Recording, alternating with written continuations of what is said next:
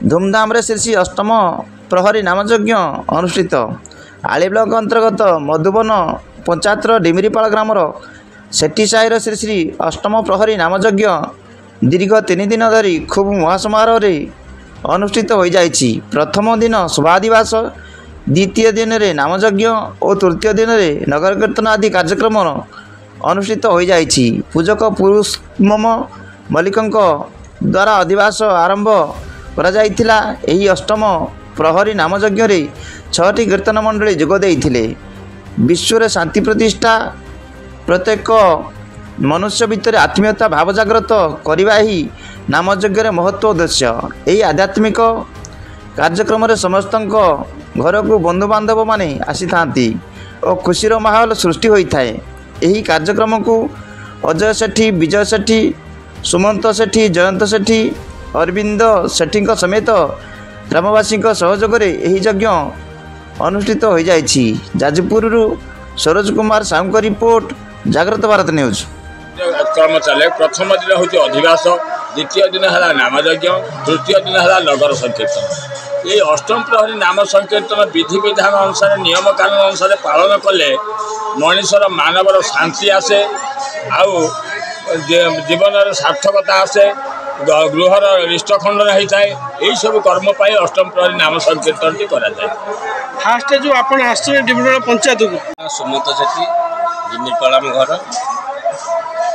जो आपण गाँव में आज प्रथम करी अष्टपरी जो होउची से विषय कौन कौन कह? ये अष्टपटा आम भाई भर्तार कहले बहुत दिन धरिके चिंता भावना था कर वर्ष ठाकुर आशीर्वाद कीर्तन टी सब जो इच्छा माया कीर्तन आम आज आपणकर डिमिरीपाल पंचायत रे जो आली ब्लॉक प्रथम करी अष्टपरी नामयज्ञ अनुष्ठित होउची से कहीं कले ये जो अष्टपरी जो होउची आध्यात्मिक परिवेश कौन परिलक्षित आपण भितर